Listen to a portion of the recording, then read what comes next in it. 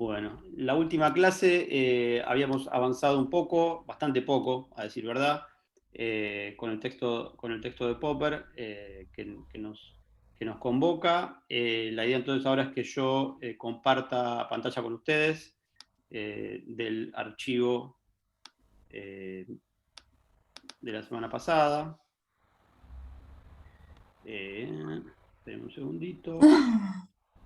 De mierda. Bueno.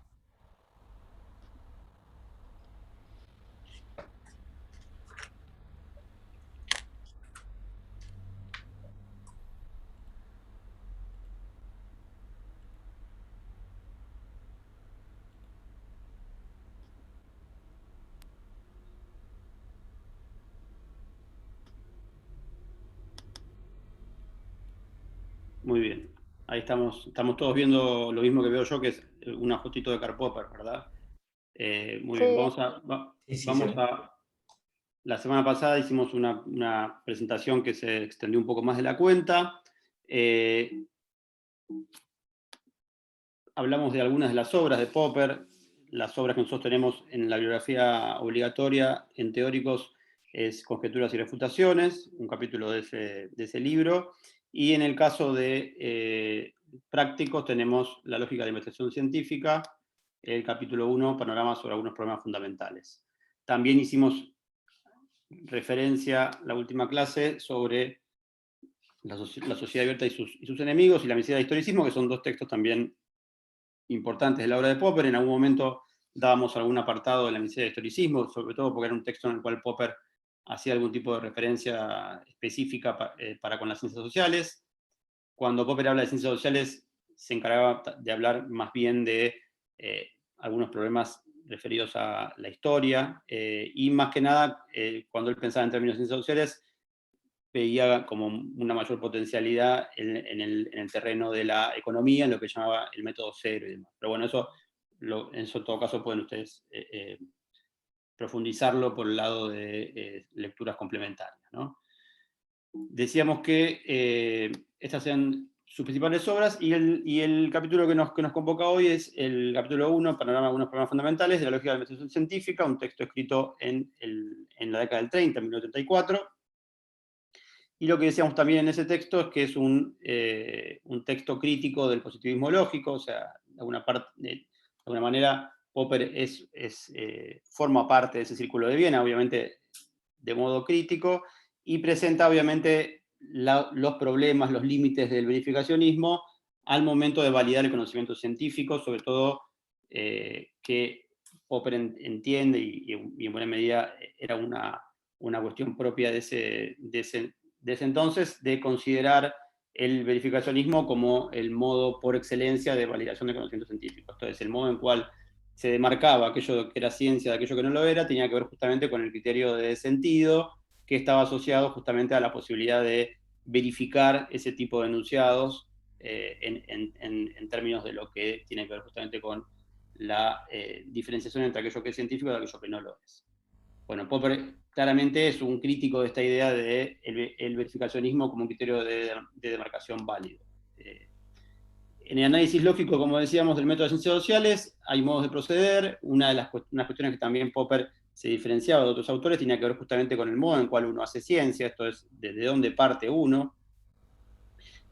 Se hace mucho más hincapié en el texto de teórico, justamente, que lleva como título el nombre de Conjeturas y Refutaciones. De alguna manera, Popper lo que dice es, uno parte de un problema, parte de una pregunta, de alguna manera, de algo que busca resolver, y en principio hay algún tipo de respuesta provisoria de esa pregunta, que es lo que conocemos muchas veces como hipótesis, ¿no? Digo, uno hace, como hipótesis o como conjetura. En realidad, la conjetura supone una respuesta provisoria a un problema que surge. Y uno lo que tiene que hacer con esa conjetura, que es un enunciado con carácter hipotético, es justamente ponerlo a prueba o contrastarlo con la experiencia, justamente para ver en qué medida resiste estas contrastaciones. Entonces, a partir de esa contrastación, uno después toma una decisión acerca de si se sostiene o se descarta esa hipótesis. Ese es el análisis lógico general.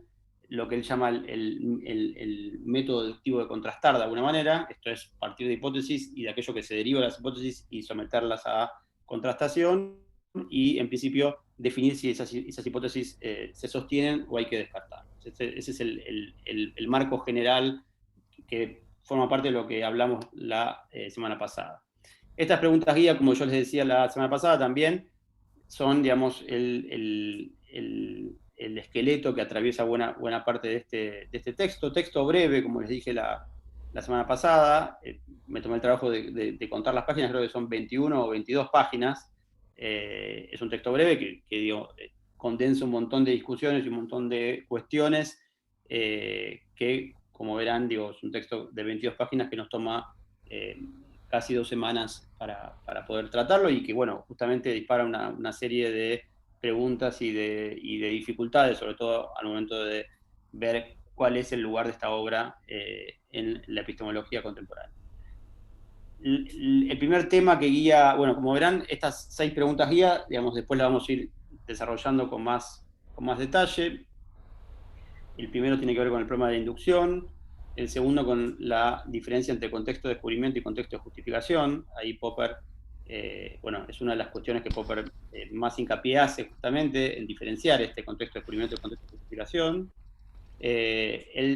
La tercera pregunta es el problema de la demarcación. Este tema es un tema que atraviesa todo o sea, el problema de la demarcación tiene referencia al problema de la inducción, al contexto de justificación y a las cuestiones que siguen en el texto. O sea, de alguna manera, el núcleo del texto de Popper es cuáles son los modos adecuados para diferenciar el conocimiento científico de aquel conocimiento que no lo es, ¿no? O sea, ¿en qué medida diferenciamos ciencia de lo que no es ciencia, ¿no? Es una pregunta que a Popper le parecía especialmente importante, ¿no? Y es lo que va a estar presente, digamos, en todo el texto. De alguna manera, ese es el centro del texto. Si uno tuviera que decir, bueno, ¿de qué trata este texto de Popper? Es justamente de cuál es el criterio de marcación adecuado para diferenciar el conocimiento científico de aquel conocimiento que no lo es, ¿no? Y que pretende serlo en algunos casos. La cuarta pregunta guía, como decíamos recién, es la diferencia o la asimetría entre falsabilidad y verificabilidad. Ahí hay una referencia al modus tollens y a la falacia de afirmación del consecuente. El quinto de los temas, que también la semana pasada pasamos un poco rápido, pero lo mencionamos, tiene que ver con la base empírica, ¿no? Digo, en un momento Popper dice, buena parte de las cuestiones que estamos tratando en términos de la falsabilidad tiene que ver con el lugar de los enunciados generales o los enunciados universales, el modo en el cual uno puede dar cuenta de ellos, puede someterlos a contestación y demás, y en algún punto el problema que encontramos en los enunciados universales se traslada en algún punto a los enunciados particulares o a los enunciados singulares, ¿no? Y ahí justamente tiene que ver con lo que Popper llama la relación entre las experiencias perceptivas y los enunciados, o entre el lenguaje y el mundo, y algunas características propias de esta base empírica que, digamos, se erigen como centrales al momento justamente de poder definir un criterio de marcación sólido y válido, ¿no? Y por último, la cuestión de la objetividad científica, que es una cuestión que inauguramos hoy en términos de discusión, hoy quiero decir, en estas primeras clases, y atraviesa todo el programa de la materia, ¿no? Digo, en general, el problema de la objetividad para el caso de las ciencias sociales es un tema bastante central, sobre todo porque, bueno, digamos, no hay un solo modo de verla o de concebir la objetividad en ciencias. Algunos consideran que el único modo es un modo naturalista clásico, digo, de un científico con neutralidad valorativa, que se despoja de los valores y que solo si actúa de ese modo está en condiciones de ser objetivo. Otros van a decir que la objetividad es algo que no existe, algo que no es deseable y demás. Pero bueno, de alguna manera, con Popper vamos a arrancar, sí, más en términos de una concepción clásica, ¿no? de objetividad, como decíamos la clase pasada, y es importante también insistir en esta clase.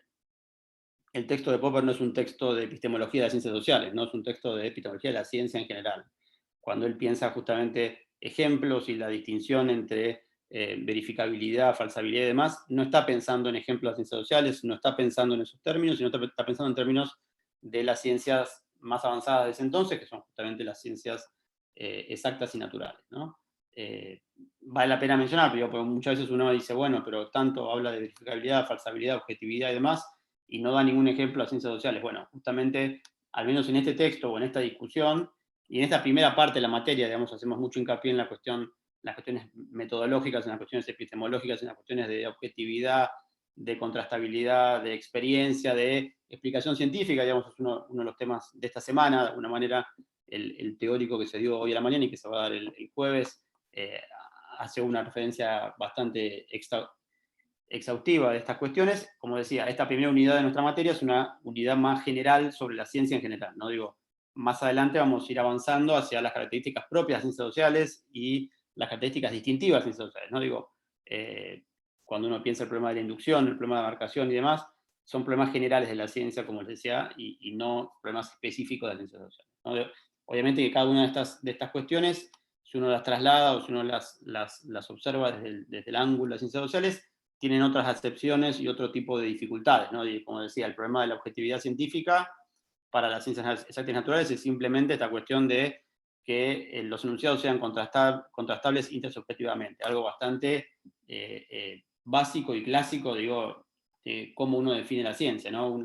La ciencia no tiene que ver con algún tipo de convicción que uno pueda tener, sino con hechos que, digamos, producen algún tipo de evidencia y de alguna manera se defienden solos, ¿no? Digo, no hay ningún científico que haya generado algún tipo de avance científico que diga, bueno, ese avance tiene que ver con que yo produje esa hipótesis o yo produje ese tipo de investigación, sino que justamente, obviamente que hay cuestiones de prestigio, cuestiones de chapa, como uno quiera llamarlo, pero en el mundo de la ciencia, de alguna manera, en términos ideales, se supone que el becario más pichi que acaba de empezar en una disciplina puede refutar una idea de un premio Nobel, aunque sea en términos ideales, como digo, porque, bueno, justamente lo que se pone a prueba son las hipótesis que cada uno de los científicos formula y no hay ningún tipo de referencia a si la persona o si las convicciones de la persona o si es una persona prestigiosa o no. Obviamente en términos del avance de conocimiento,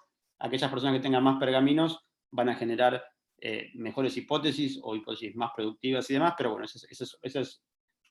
esa cuestión que podemos discutir en otro contexto. Hasta acá vamos más o menos bien con estas preguntas guía que atraviesan el texto. Como decíamos, la semana pasada habíamos quedado acá de alguna manera, no habíamos avanzado mucho más. La idea de la clase de hoy es avanzar más en el detalle en cada uno de los temas que están en este texto. Como les decía, por ahí eso yo se los dije la clase pasada, se los dije las veces anteriores, todos estos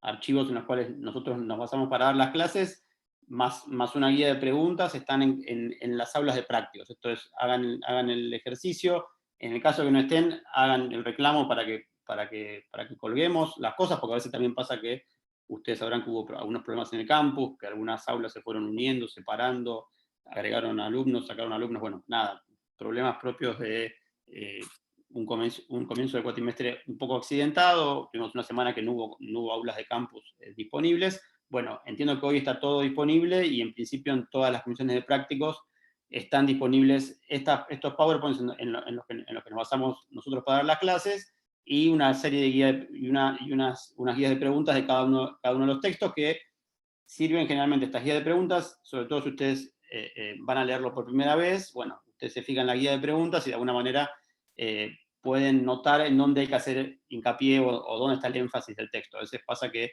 por ahí este texto no, pues es un texto muy, muy breve que va al punto, pero hay textos que tienen un desarrollo de algún tipo de anécdota o de algún tipo de ejemplo, lo que fuera. Bueno, nada, a veces pasa que uno se enfrasca en algún tipo de párrafo que no entiende bien. Bueno, si uno ve la guía de preguntas y dice, bueno, es algo que puede ser importante, pero no es tan importante porque no está desarrollado como una de las principales preguntas que tiene que guiar la lectura del texto. Entonces, digo, todo lo que está disponible, primero, en lo que nos basamos, además de los textos de la bibliografía obligatoria y demás, aquello donde nosotros nos basamos para dar la clase está está a disposición de ustedes, y bueno, obviamente después cuando subamos esto, también en el canal de YouTube de la cátedra.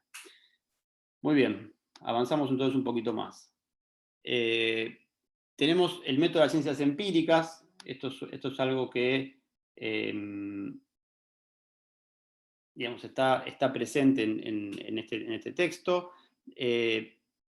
Siempre cuando hablamos de ciencias empíricas, justamente tiene que ver con la referencia a la experiencia, ¿no? A veces uno dice ciencias empíricas o habla de lo empírico, y bueno, justamente tiene que ver con una referencia a la experiencia que, como vamos a ver en Popper, no hay mucha problematización sobre qué es la experiencia o qué es aquello que constituye la experiencia.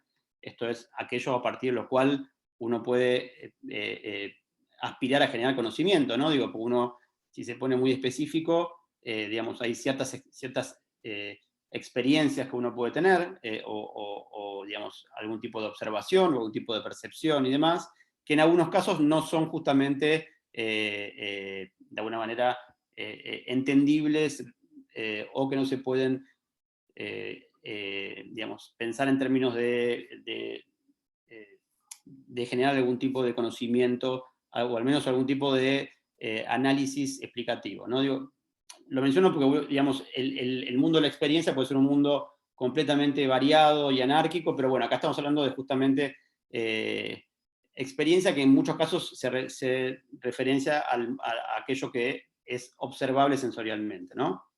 Por eso digo, pongo ese paréntesis, porque nosotros después, cuando pensemos en el caso específico de las ciencias sociales, la experiencia va más allá de aquello que es observable sensorialmente, se introducen cuestiones como el sentido común, como cuestiones referidas a creencias. Justamente las creencias no es algo que uno pueda observar sensorialmente. Digo, si uno en un momento del año decide dejar de comer carne, o decide dejar de comer levadura, o bueno, o come una cosa o come la otra, digo, son cuestiones que uno cuando lo observa es simplemente un tema de dieta, pero no, bueno, hay dietas que están asociadas a creencias, y esas creencias tienen impacto en el mundo de la experiencia, ¿no? Digo, pero por eso acá estamos dando un paso adelante, volvemos digamos, un paso atrás de alguna manera, y entonces vamos a pensar en términos de métodos de ciencias empíricas, que tienen que ver con justamente que todo el conocimiento deriva en última instancia de la experiencia sensible, y sin ella no se lograría saber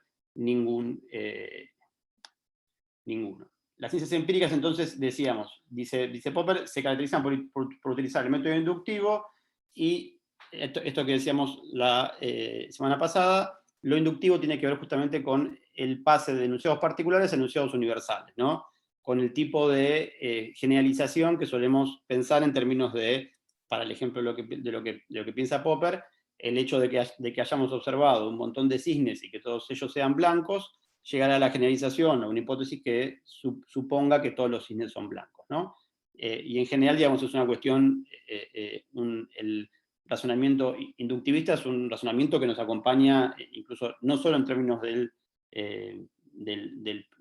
pensamiento científico, sino también en términos del pensamiento de la vida cotidiana, ¿no? Digo, es algo que todos hacemos seguido, pero bueno, justamente lo que dice Popper es que una cosa es que utilicemos inferencias inductivas en nuestra vida, y otra cosa es que tratemos de justificar el conocimiento científico, un conocimiento que se pretende riguroso, sólido y demás, con, digamos, con un criterio inductivo, o con lo que Popper llama en el texto la lógica inductiva, pero que en términos estrictos no es muy lógico, digo, o al menos en términos de lo que tiene que ver con las formas de razonamiento válidas que hablábamos la semana pasada, no responden a una forma de razonamiento válida, ¿no? Digo, la inducción o la forma lógica asociada a la lógica inductiva se corresponde con lo que llamamos la falacia de afirmación del consecuente. Esto es pasar de enunciados particulares, o pasar de la verdad de enunciados particulares a la verdad de enunciados universales, ¿no?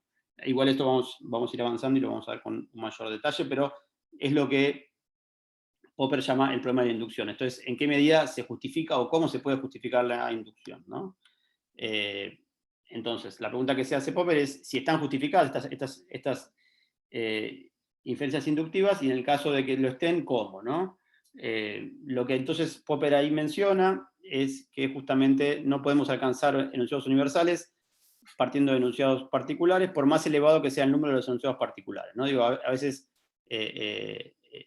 un poco frente a la afirmación, todos los cisnes son blancos, por ejemplo, Popper diría, bueno, por más que ustedes me traigan todos los cisnes que hay vivos hoy, y que hay vivos en todo el mundo, y me digan, son todos blancos, nunca va a alcanzar. Esta idea no es un problema de que, bueno, vos viste solamente 20 cisnes, bueno, tenés que ver más. Bueno, por más que veas 100 o 1000 o 1.000.000, digamos, no hay una posibilidad de que uno pueda generalizar, o al menos en términos lógicos, no se justifica que uno pueda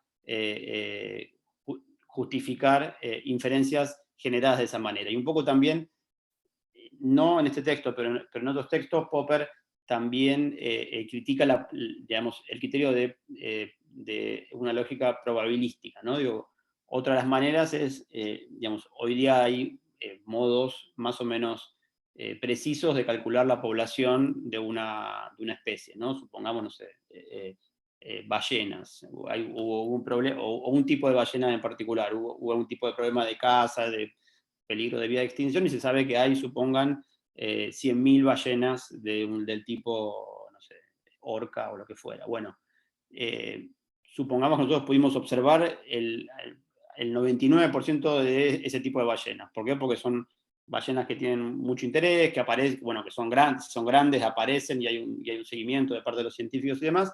Entonces uno conoce al 99%, o conoce lo que uno estima que es el 99% de los ejemplares de ese tipo de ballena, ¿no? Y uno observa que esa ballena tiene algún tipo de particularidad, no sé, supongan, tienen un modo de alimentarse o lo que fuera. Bueno, supongan que todos cumplen con esa cualidad. Uno rápidamente, si uno tiene el registro del 99% de los especímenes o de los ejemplares de una especie, puede pensar justamente decir algo así como todas las ballenas de este tipo cumplen con tal característica. Bueno, supongan que dicen eso y entonces Popper dice, no puedes hablar de todas porque no es solamente todas las que están ahora, sino cuando uno piensa en términos de universales, todos los X son Y, está pensando en términos no solo de los que están ahora, sino de los que estuvieron y los que estarán. Cuando uno piensa justamente una de las características de la ciencia, por ahí eso lo van a ver en teóricos con mucho mayor detalle, es que uno está en condiciones de predecir también, en el caso de que uno esté pensando en términos de inferencias más o menos con un rigor que ha logrado someterse a ciertas contrastaciones, está en condiciones de predecir, ¿no? Digo, en términos de lo que es la lógica o el método nomológico deductivo, o el método hipotético deductivo también incluso, esta referencia entre el explanans y el explanandum, digamos, si uno piensa en términos de universalidad, y uno puede pensar con un ejemplo cotidiano por ahí para poder entender esto, digo, si uno conoce que en digamos, condiciones de temperatura más o menos estable, esto es entre 0 y 20 grados de temperatura ambiente, digamos, al nivel del mar, o cerca al nivel del mar, 0 metros sobre el nivel del mar, o entre 0 y 50 metros sobre el nivel del mar, y con digamos, con una posibilidad de que uno pueda aplicarle un calor de un modo más o menos constante, está en condiciones de decir que la pava que tengo acá enfrente en mi casa, en mi cocina, seguramente hierva, o sea, el agua que está dentro de la pava hierva uno puede predecir, si el agua que arrancó estaba a 22 grados, que es más o menos lo que uno saca el agua de la canilla, uno puede predecir que va a hervir dentro, y bueno, y uno está aplicándole un calor, no es un fuego máximo, un fuego mínimo, depende del fuego que tenga, uno puede predecir que ese agua va a evaporarse dentro de 2 minutos, 3 minutos, 1 minuto y medio, o sea, uno puede hacer una predicción en esos términos, ¿no? Digo, y de hecho, ese tipo de predicciones, a veces, digamos, cuando uno está acostumbrado a vivir en un lugar específico con una temperatura, digamos, cuando uno, no sé, se acostumbró a tomar el agua para el mate, calentándole una pava con una hornalla, algo que ya no pasa porque casi todo el mundo tiene pava eléctrica, pero supongamos que estamos pensando en términos de calentar en una hornalla el agua para mate, ustedes habrán notado o notarán si son de tomar mate seguido, que en invierno obviamente tarda mucho más en llegar a la temperatura adecuada, en verano muchas veces se nos pasa el punto, y también si tuvieron la oportunidad, no sé, de ir a algún lugar no sé, a Quito, a La Paz o demás, digamos, también las condiciones de altura modifican estas predicciones, digamos. Si uno piensa que el agua va a llegar a nivel del mate, en los tiempos que uno está acostumbrado a que suceda dentro de una vida casi a nivel del mar, se va a notar que generalmente le va a pifiar las primeras veces que uno intente calentar agua en un lugar que tiene altura, porque bueno, son otras condiciones y demás. Pero bueno, una de las condiciones, como decía recién, respecto a la ciencia, es no solo que uno pueda explicar, por ejemplo, pongo el agua al fuego y de golpe hace ruido la pava y sale vapor, y digo, uy, ¿cómo puedo explicar eso? ¿Cómo es que sucedió eso? Bueno, lo explicás a partir de ciertas leyes científicas, a partir de ciertas condiciones particulares y demás, todo lo que es el explanans, y en el caso que uno tenga el explanans, está en condiciones de predecir el explanandum. Esto es aquello que va a suceder. Esto que yo les decía antes, si uno somete al calor dentro de una pava del agua, va a hervir hasta uno puede predecir exactamente en cuánto tiempo, ¿no? Si después eso falla, uno puede decir, bueno, finalmente uno midió mal algo, midió mal la temperatura inicial. A veces pasa también que la presión de gas es menor que lo que suele ser, digo, a veces el fuego máximo es más fuerte, a veces el fuego máximo es menor. En general, lo que sucede en invierno es que, bueno, no es lo mismo si es gas de red que si es gas de garrafa. Lo que sucede en invierno a veces es que uno tiene mucha menos presión, además de que está más fría el agua, además de que, digamos, hay ciertas condiciones que hacen que tarde más tiempo en llegar a la temperatura adecuada. Además, a veces hay menor presión, lo cual hace que el calor que salga sea mucho menor de lo que es el calor en verano o en alguna otra estación. Entonces, como les decía, dentro de lo que tiene que ver con esta relación entre explicar y comprender, bueno, justamente estamos pensando en términos de universales. Popper, en algún punto, digamos, cuando estamos hablando sobre el tema de las ballenas, ¿no? de un tipo en particular. Entonces, algunos dicen, bueno, Popper, está bien, no podemos decir que todas las ballenas tienen este tipo de características, pero sí podemos decir que hay un 90%, 99% de probabilidades de que esto sea así. Popper dice, no, tampoco. ¿Por qué? Porque cuando uno piensa en términos de porcentajes, probabilidades y demás, está pensando sobre un número, digamos, definido, ¿no? Si uno tiene que pensar hoy, por ejemplo, sobre características de la población mundial. Bueno, ¿cuál es la población mundial hoy? ¿7.000 millones? ¿6.000 millones? Bueno, no viene al caso, pero supongamos que decimos que es sobre 6.000 millones. Bueno, si yo digo todas las personas que viven en la Tierra tienen tal característica, no hablo solamente sobre las 6.000 que están ahora, sino las que estuvieron y las que van a estar, ¿no? Entonces, un poco lo que dice Popper es que cuando pensamos en términos, cuando ese número sobre el cual pensamos es un número infinito, la idea de probabilidad tampoco cumple ninguna función, porque cualquier número sobre infinito va a dar cero, ¿no? Entonces, ahí también Popper corre incluso la idea de que pensemos en términos de, porque dicen, bueno, no vamos a hablar de todos los, pero digamos, hablemos en términos de porcentajes. Hay un 90% de probabilidades, o un 95% de que los cisnes sean blancos, por ejemplo, ¿no? Popper dice, no, porque un 95 estás pensándolo sobre un universo, por ejemplo, de los cisnes de hoy, o de los cisnes que pudimos observar hasta el día de hoy, o que pensamos que puede haber hoy, ¿no? Menciono esto justamente porque también Popper, digamos, una de las críticas que hace también es en los términos de la posibilidad de que la verificabilidad se pueda salvar a partir de una idea de algo probable o porcentajes de probabilidad y demás. Vamos bien, hasta acá vamos entendiendo todo. Si no hay preguntas, continuamos.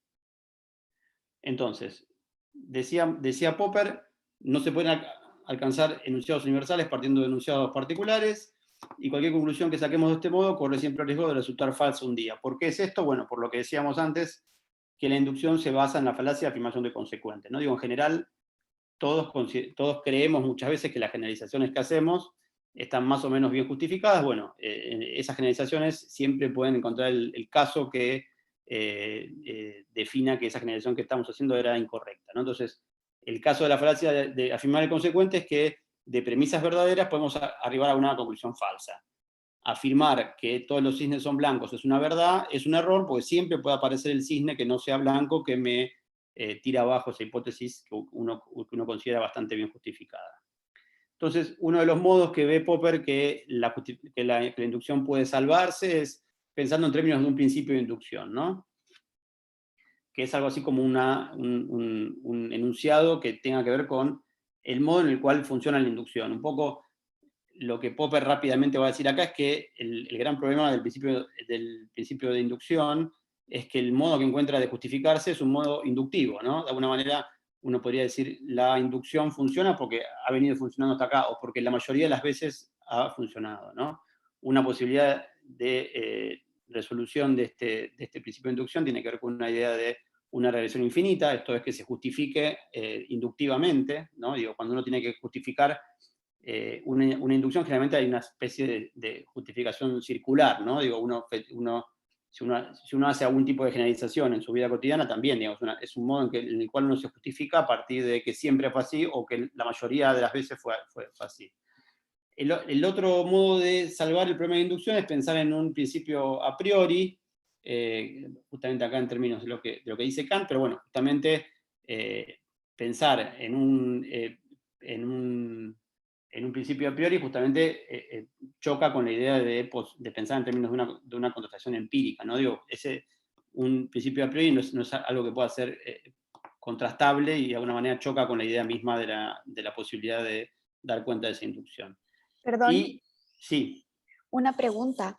sí, decir, Estos tres problemas sí. son problemas del principio de la inducción, es decir, de ocupar el principio de la inducción.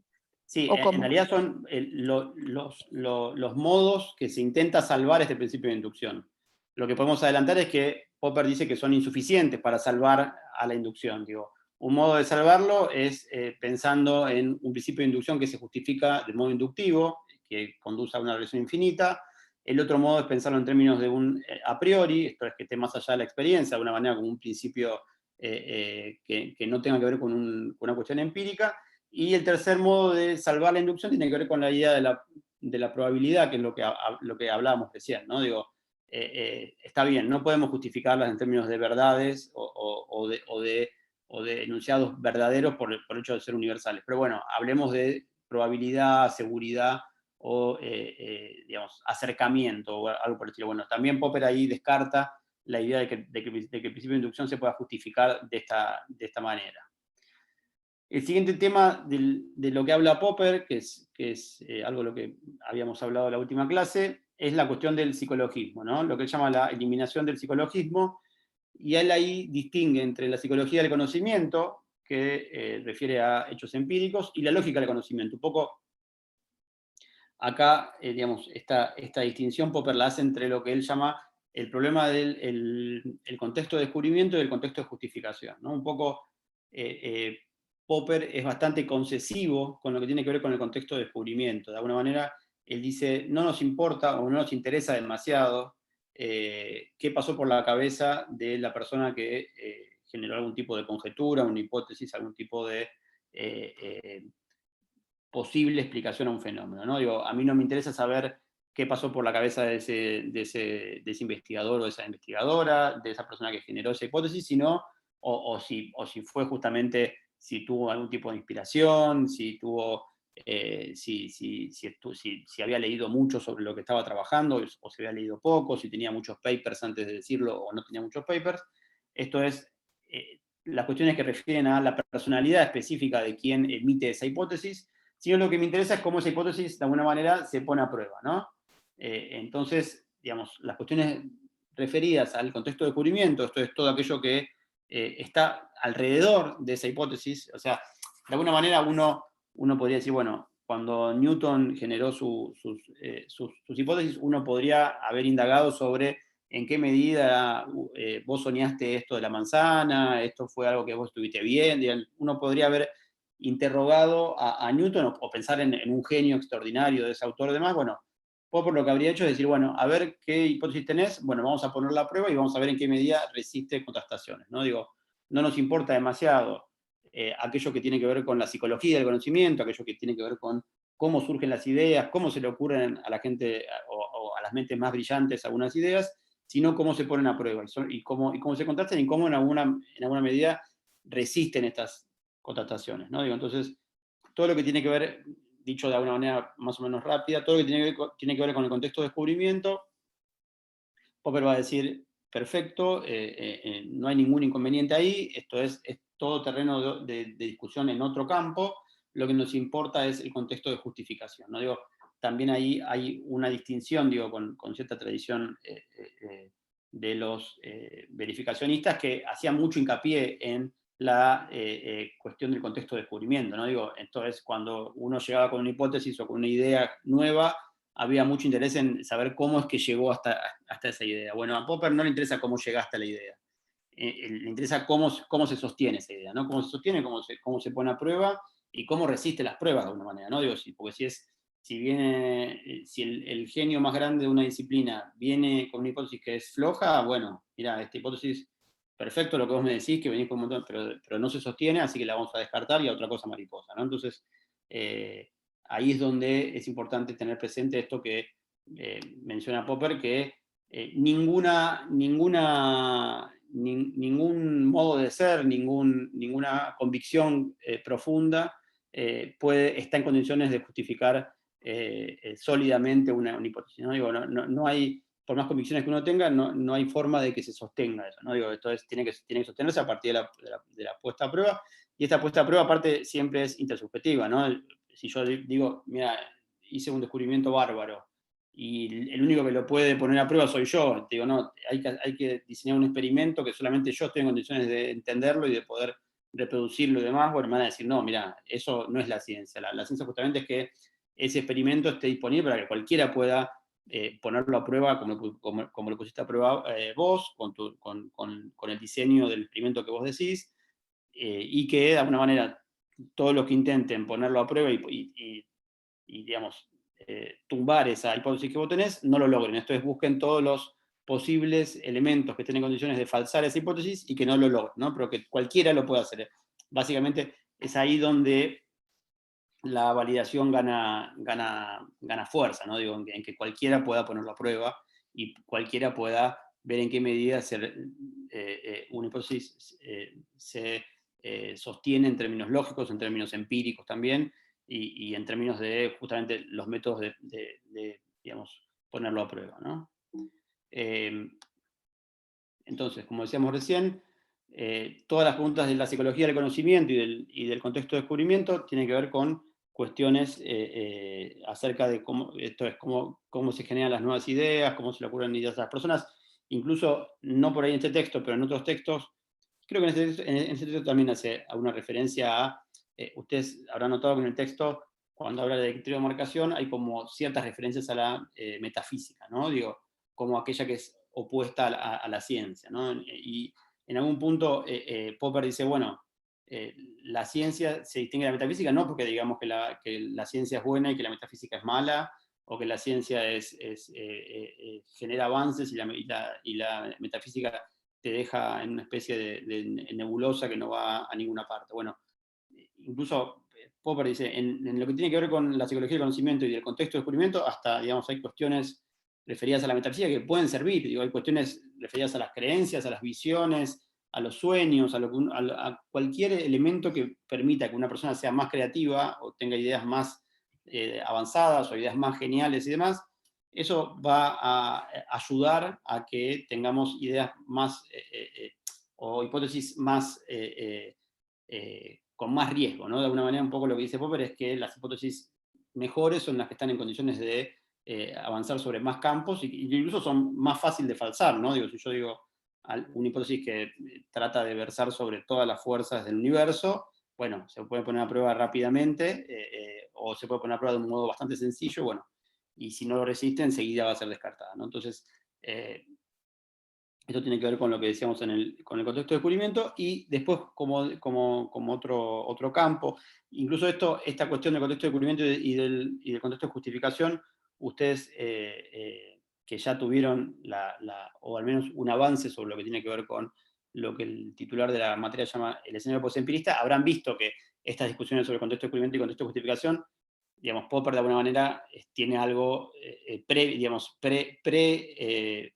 antes de esa discusión, ¿no? Digo, la discusión del escenario postempirista es que uno no puede separar fácilmente contexto de descubrimiento de contexto de justificación, porque bueno, hay muchos modos a partir de los cuales estos contextos están, mezclados de alguna manera. Digo, obviamente que no es lo mismo que te financie una investigación el Estado, que te la financie un privado, que te la financie un laboratorio, etcétera, etcétera. No es lo mismo que tu sueldo te lo pague una universidad, que te lo pague una empresa grande, una empresa chica, o quien sea, ¿no? Digo, y esas discusiones sobre que la ciencia no es algo que está por fuera de la sociedad, como una especie de lugar, digamos, sacro, inmaculado, que no tiene ningún tipo de vínculo ni con la política, ni con la economía, ni demás, sino que también está dentro de las mismas relaciones de poder. Bueno, son todas cuestiones que después, con otros autores y con otras discusiones, vamos a ir viendo. Como les digo, esta discusión de Popper es una discusión previa a esto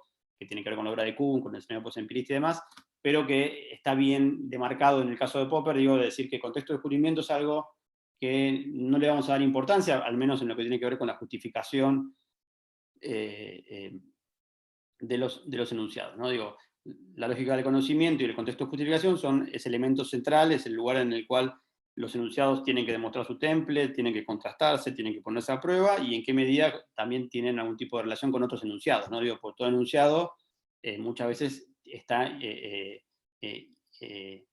o de alguna manera trabaja junto con otros enunciados, ya sea para, bueno, cuando uno piensa en términos de cualquier investigación, generalmente el modo en el cual se presentan esas investigaciones son una descripción del estado del arte de una disciplina, y en qué medida lo que vengo a decir, digamos, trata de dar más fuerza a un tipo de argumento en esa discusión, o viene a decir, no, bueno, esto no es así, y voy a decir por qué esto no es así, no sé.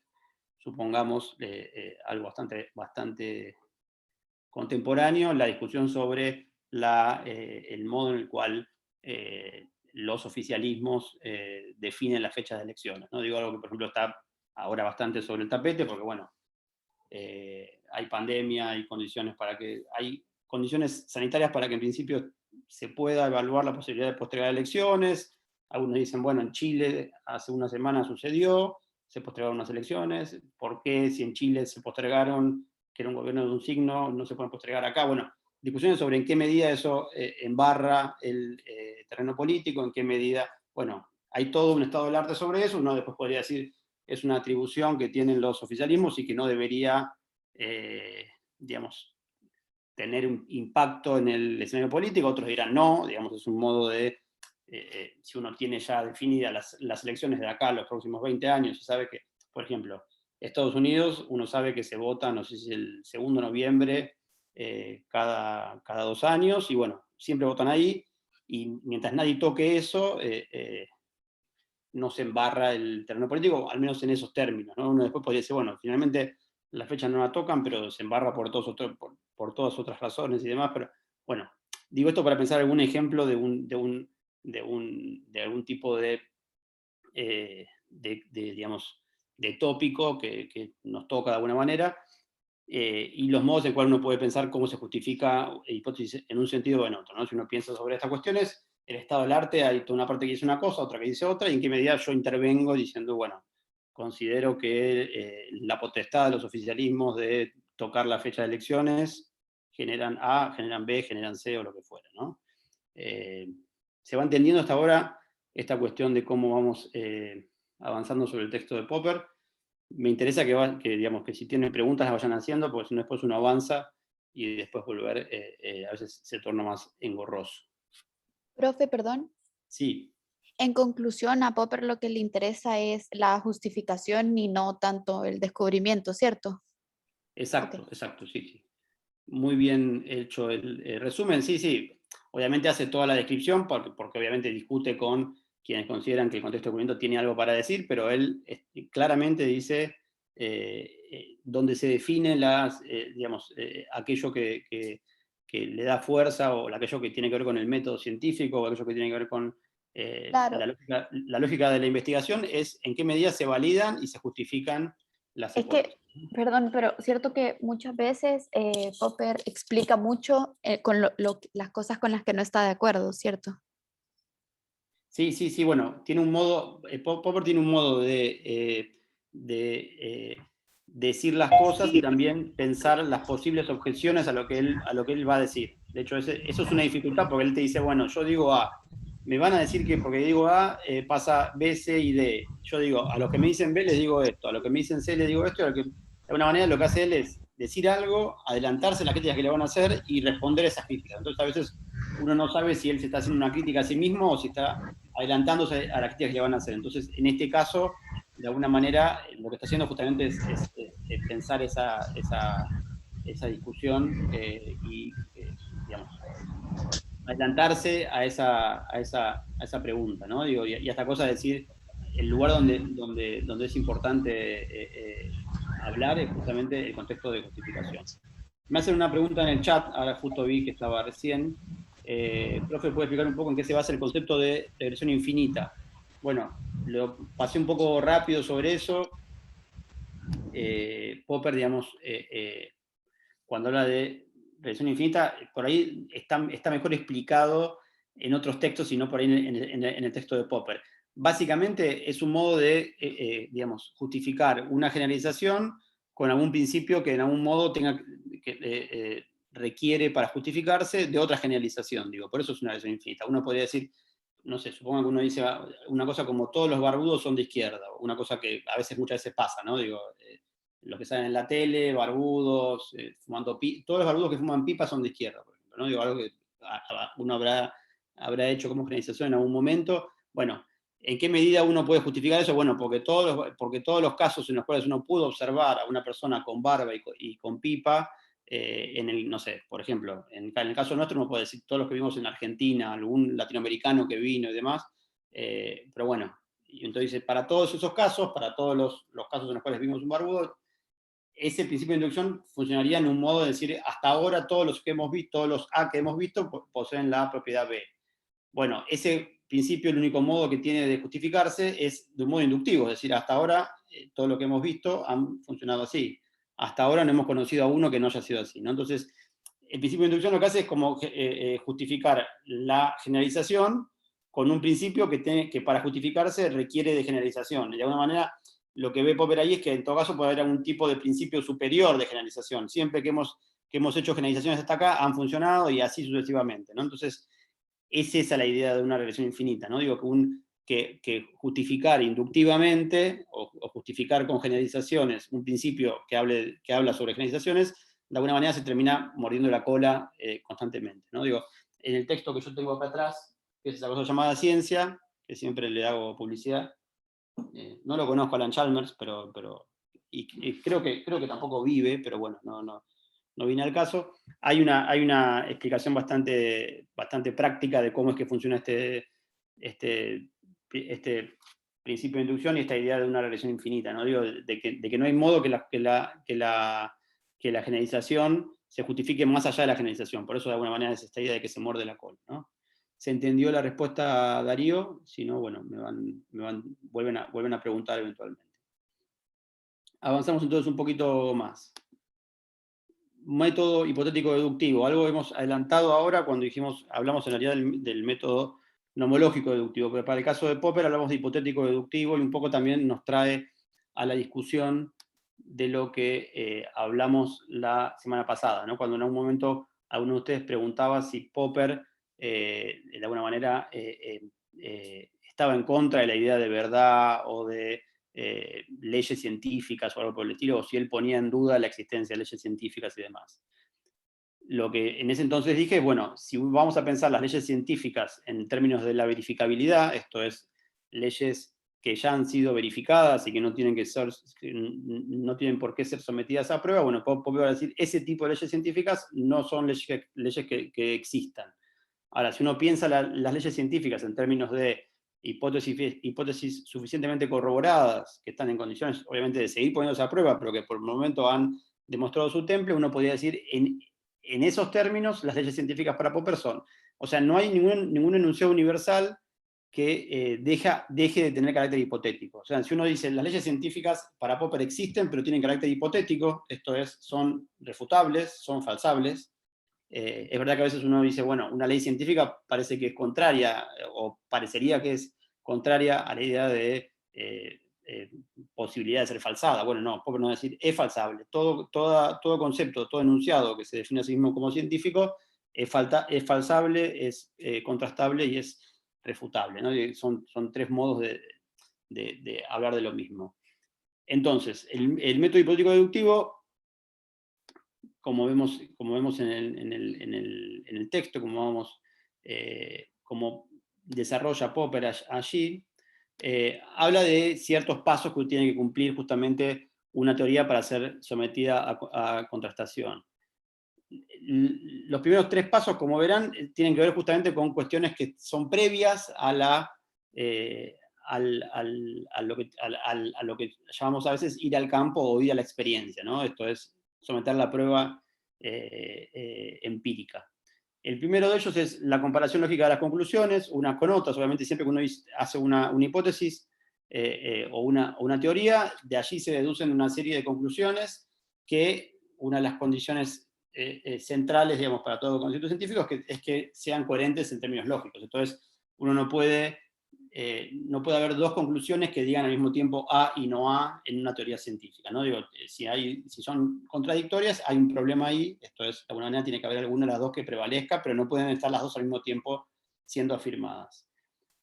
Después, el segundo de los pasos es estudiar la forma lógica de la teoría, si es empírica o si es tautológica. Empírica justamente piensa en algún tipo de referencia a la experiencia y a la posibilidad de justamente ser puesta a prueba en algún punto, y la tautología justamente son aquellas que no afirman nada nuevo sobre el mundo, de alguna manera que no dicen o no agregan conocimiento. Obviamente estamos pensando en términos de teorías generalmente empíricas, ¿no? Más que tautológicas. El tercero de los puntos es la comparación con otras teorías, ver en qué medida supone un avance científico si uno sostiene esa teoría, y si de alguna manera está también en contradicción con otro tipo de teoría más o menos vigente, ¿no? Digo, eso siempre está, digamos, si uno propone una teoría que, digamos, va muy, digamos, es muy contradictoria con una teoría más o menos vigente o más o menos estable, bueno, eso va a tener justamente algún tipo de valor en algún punto. O sea, es un avance científico. Si uno tiene una teoría que propone refutar una teoría que está vigente, en el caso de que sobreviva la teoría que uno propone, supone un avance científico, porque justamente los avances científicos en alguna medida, o al menos tal como lo ve Popper, suponen justamente la posibilidad de descartar hipótesis que no son del todo sólidas, o teorías que no son sólidas, ¿no? Digo, cómo avanza el conocimiento científico, decíamos, es justamente descartando las teorías y las hipótesis que no superan las puestas a prueba, ¿no? Digo, esta idea de que uno está en condiciones sí de descartar teorías, esto es, de refutar hipótesis universales o teorías o enunciados universales, pero nunca está en condiciones de verificarlo, ¿no? Digo, esto ya lo hemos dicho varias veces, y también es otro de los núcleos de la obra de Popper, ¿no? Digo, uno nunca puede estar, o sea, el único modo, dice en algún momento, el único modo de pasar de enunciados singulares a enunciados universales es a partir de que la verificación de un enunciado particular esté en condiciones de falsar un enunciado universal. El ejemplo para el caso de los cisnes es siempre que encontremos un solo cisne que no sea blanco, estamos en condiciones de descartar la hipótesis todos los cisnes son blancos. ¿Se entiende esta idea? Digo, de alguna manera, lo que puedo decir, podemos estar seguros de que un enunciado universal puede ser descartado, pero nunca podemos estar seguros de que ese enunciado pueda ser aceptado para siempre, ¿no? Y de ahí deriva, digamos, la forma que decíamos del modus tollens y la frase de afirmación de consecuente, ¿no? Con el modus tollens estamos en condiciones de decir que podemos descartar la hipótesis de todos los cisnes son blancos siempre que encontremos un cisne que no lo sea. Ahora, nunca estamos en condiciones de afirmar que todos los cisnes son blancos, es una hipótesis verdadera, por más que encontremos, todos los cisnes que encontremos hasta ahora sean blancos y sigamos encontrando cisnes blancos todo el tiempo, nunca podemos estar seguros de eso, porque lógicamente no se sostiene, ¿no? ¿Se entendió un poco entonces esto que venimos diciendo? A veces en Popper es volver siempre sobre terreno ya consolidado, pero bueno, vale la pena decirlo. Decíamos que el cuarto paso de los procedimientos para contestar una teoría es finalmente llevarla a prueba, esto es, contrastar empíricamente las conclusiones, ¿no? Digo, en principio, buena parte de lo que tiene que ver con el trabajo del procedimiento o del método deductivo de contrastar supone justamente un aspecto, si se quiere, formal, que finalmente lleva a la cuestión de la experiencia, porque incluso Popper mismo define la experiencia como método de alguna manera, y en última instancia, la experiencia es aquella que define si hay que desechar o no una hipótesis. ¿No? Digo, no puede quedar todo en términos estrictamente formales, sino que también tiene que ver justamente una cuestión de la puesta a prueba, de ir a la experiencia y ver en qué medida se sostiene o no una hipótesis. Entonces, dice Popper, la constatación de una hipótesis se realiza a través de enunciados verificables, implicados lógicamente en ella, denominados consecuencias observacionales. Como verán, y digo, antes de que ustedes se les enciendan alarmas, cuando hablamos de enunciados verificables, estamos hablando de enunciados particulares, ¿no? Digo, por ahí podríamos haber aclarado más. Enunciados particulares verificables implicados lógicamente en ella, denominados consecuencias observacionales. Cuando Popper hace referencia a enunciados verificables, siempre piensa en los enunciados particulares, que son aquellos que uno puede estar seguro de su verdad o falsedad de alguna manera. Los enunciados universales no son nunca verificables. Digo, esto lo menciono, lo insisto y lo vuelvo a decir, y tiene que ver con lo que viene ahora, ¿no? Luego, si las consecuencias observacionales resultan falsas, la hipótesis quedará refutada, ¿no? Digo, si, por ejemplo, lo que se deriva de la hipótesis todos los cisnes son blancos es que cada cisne que voy a observar en cada lugar va a ser un cisne de color blanco. Si alguna de esas consecuencias observacionales es falsa, esto es, si encuentro un cisne que no es blanco, estoy en condiciones de refutar la hipótesis, es decir, no todos los cisnes son blancos. Mientras que si resultan verdaderas, esto es, si todos los cisnes que voy a observar, cada uno de los cisnes, cada enunciado particular que refiere a un cisne en el mundo, resulta verdadero, lo que va a decir Popper es que esa hipótesis por el momento ha sido corroborada.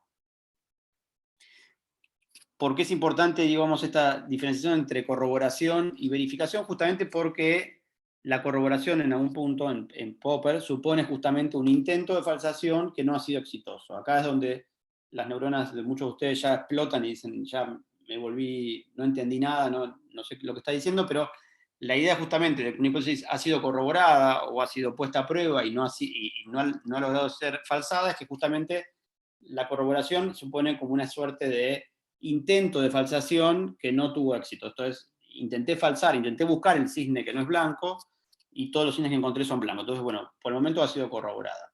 La verificación supone justamente una actitud distinta, ¿no? Supone justamente la idea de que uno fue a buscar fue a tratar de observar cisnes blancos que apoyen a mi hipótesis. ¿Se entiende esta idea de la asimetría entre verificabilidad y falsabilidad? De alguna manera, si uno lo piensa en términos estrictos, y lo que muchos dicen, bueno, al final Popper da muchas vueltas para, en lugar de decir que algo ha sido verificado, o que una hipótesis o que una ley ha sido verificado, es que ha sido corroborada. Bueno, le cambia un poco alguna palabrita y no mucho más. Bueno, es un cambio importante, digamos. La idea de la corroboración supone justamente, si se quiere, una validación parcial o una validación transitoria, ¿no? Digo, por el momento no ha logrado ser falsada.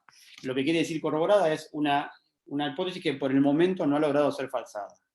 Mientras que una hipótesis verdadera o un enunciado universal que se considera verificado o verdadero, supone más la idea de, bueno, es verdadero hasta que digamos, ha sido verificado, ha demostrado ser verificado y un poco no debería ser puesto a prueba, dirían los verificacionistas, o bueno, por el momento no ha sido puesto a prueba o no se ha demostrado algún tipo de inconveniente en ese tipo de afirmación.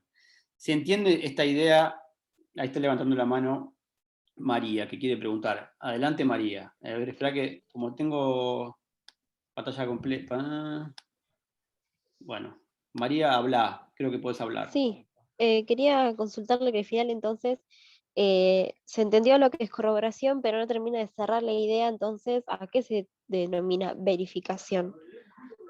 Verificación justamente es el modo, a ver, verificación es el modo que tienen los inductivistas de pensar el modo en que el modo en que se valida el conocimiento.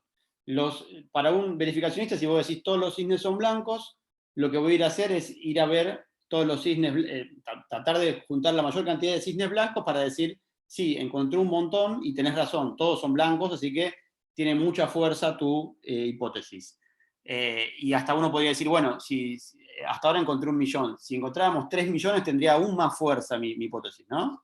Digo, esta idea de una verificación indirecta. Popper va a decir, nunca estamos en condiciones de verificar enunciados universales. De alguna manera, Popper lo que te voy a decir es, enunciados universales verificables está mal, es falso. ¿Por qué? Porque siempre puede aparecer el cisne que no sea blanco en este caso, o cualquier tipo de cosa que refute una hipótesis general o un enunciado universal. ¿Se entiende? Digamos, Perdón.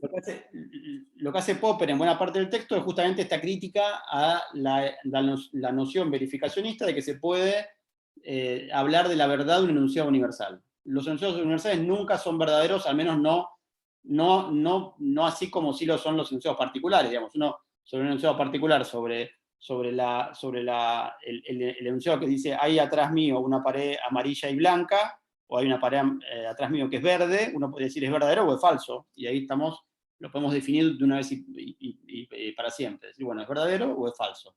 Para el caso de los enunciados universales, va a decir Popper, sí podemos definir su falsedad, esto es, si encontramos un cisne que no es blanco, podemos decir todos los cisnes son blancos, es falso, pero nunca podemos afirmar la verdad de un enunciado universal. ¿Se entiende? Los verificacionistas lo que hacen es afirmar verdades de enunciados universales, apoyado en ¿qué? En la verdad de enunciados particulares que se derivan de esos enunciados universales. O sea, si yo digo todos los cisnes son blancos, ¿por qué? Y porque hasta ahora todos los cisnes que vi fueron blancos.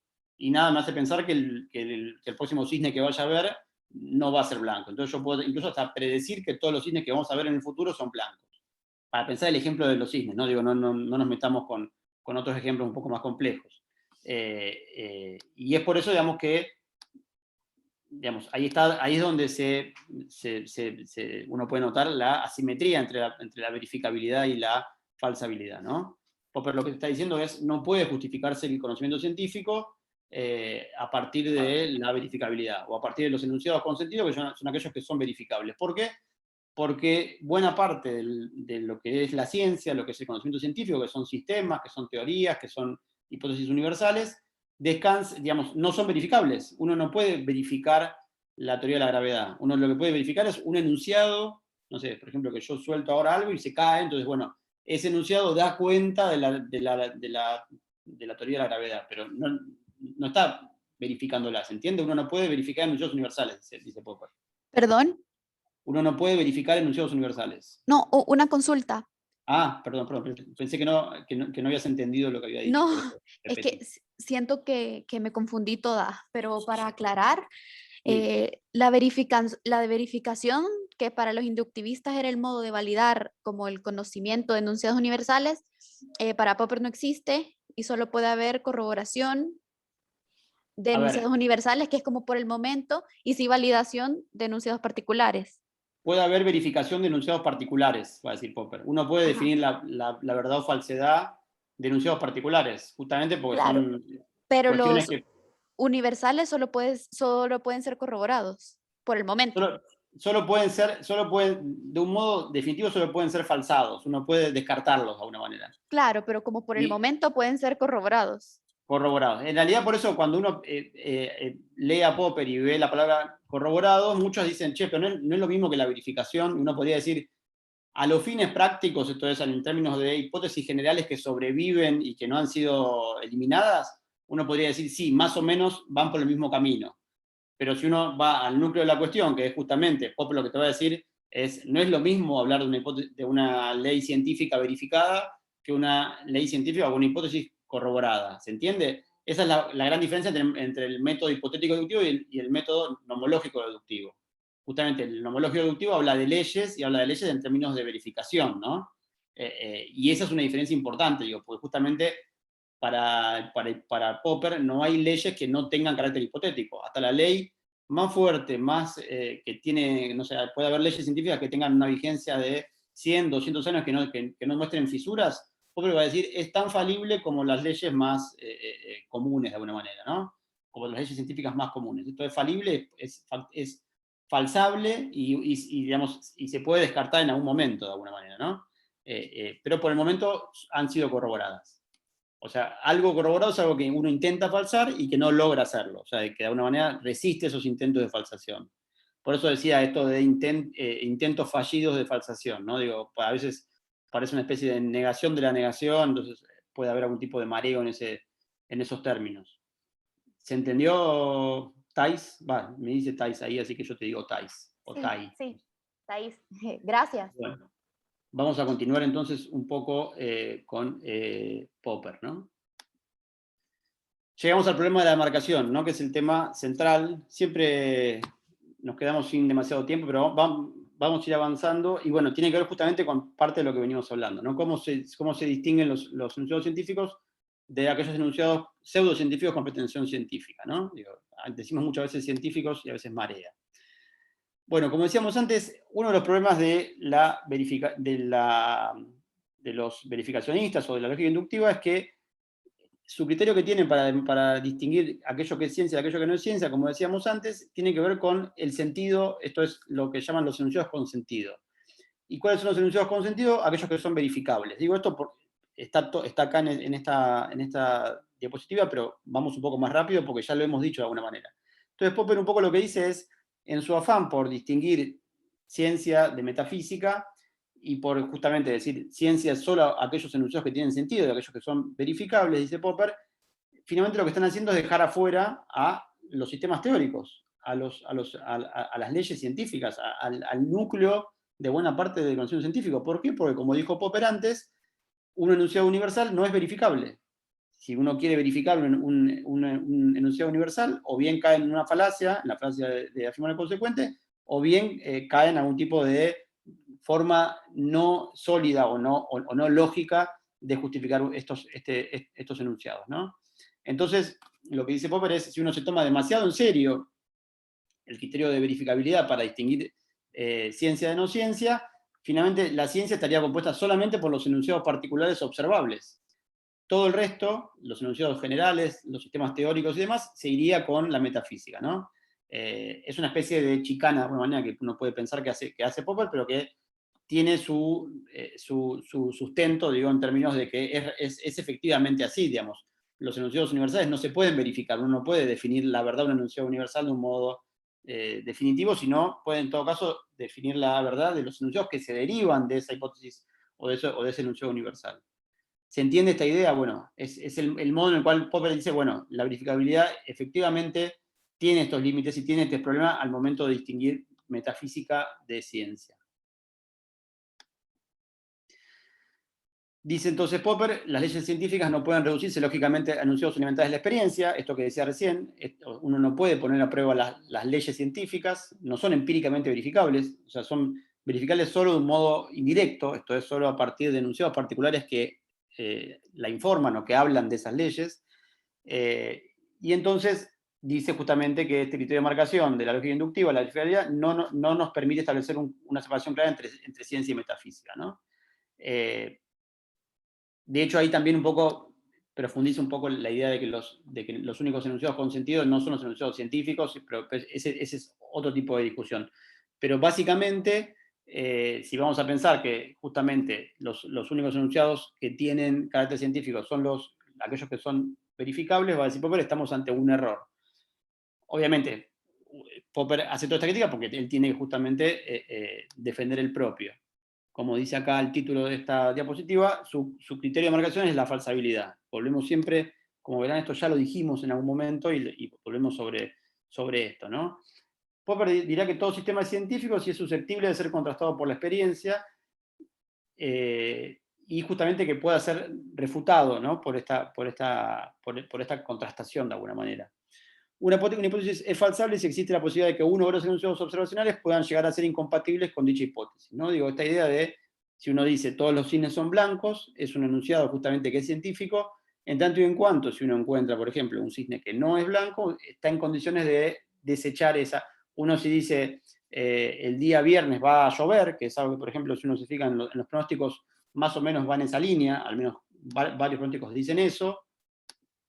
Si uno dice el día viernes va a llover, es un enunciado científico. ¿Por qué? Porque se puede refutar. Si efectivamente después el viernes no llueve, uno va a decir, bueno, ese pronóstico que hice fue equivocado porque no dio cuenta de tales variables, de tales otras y demás. Si finalmente llueve, uno puede decir, bueno, esa hipótesis ha sido contrastada y ha sido verificada y efectivamente hizo una lectura correcta de las variables de pronóstico o lo que fuera, ¿no? Ahora, si yo digo, el viernes puede que llueva, puede que no llueva, no es un enunciado científico, pues no estoy diciendo nada, no estoy diciendo puede llover, puede no llover, tengo que afirmar algo sobre el mundo y tengo que afirmar algo que en principio puede ser descartado, ¿no? Ahí están los ejemplos, ¿no? Y acá nosotros también hacemos una diferencia entre falsable de aquello que es falsado o falso, ¿no? Digo, una cosa es algo que es falsado o algo que es falso, queda descartado, ¿no? Digo, tampoco pensemos que Popper va a defender las hipótesis falsas, va a decir simplemente que tienen que ser falsables, no tienen que ser refutables, y en esos términos es buena parte de lo que se ve más en conjeturas y refutaciones de su pelea o su disputa con el psicoanálisis, ¿no? Digo, justamente uno de los problemas, al menos en esa discusión que uno ve en conjeturas y refutaciones, que si lo piensa en términos de lo que dice Popper, si efectivamente ese es el problema o esa es la discusión con el psicoanálisis, si él dice, bueno, si finalmente cuando encontramos un posible enunciado que esté en condiciones de refutar, por ejemplo, la idea de inconsciente, y vos digas, no, en realidad este concepto que te dije que explicaba todo esto, en realidad le explica todo lo demás, y siempre hay un modo de que pueda escapar y que pueda decir, no, el inconsciente no es eso es otra cosa, ¿no? Digo, siempre que uno pueda salvarse, si uno dice, bueno, a ver, si vos me decís que el inconsciente es A, B y C, y yo estoy en condiciones de refutar A, B y C, vos después no podés decirme, no, pero cuando no es ni A ni B y C, también está en condiciones de ser D, E y F, ¿no? Entonces, si hay algo que siempre escapa a las posibles refutaciones, es algo que puede explicar todo de alguna manera, Popper dirá, es algo que no puede explicar nada. Entonces, el gran problema con el psicoanálisis, decía Popper, es que justamente escapa cualquier intento de falsación. Siempre que vos decís, bueno, está bien, es acá, este es el núcleo, si yo puedo demostrar esto, vos me vas a decir, bueno, queda descartada el núcleo teórico o el centro del sistema teórico del psicoanálisis, y vos me decís sí, bueno, si yo te lo logro demostrar, vos tendrías que decir, bueno, listo, perdí, pienso otra teoría, o descarto este sistema teórico y busco uno mejor. Entonces, bueno, hay preguntas, esperen que hay preguntas en el chat.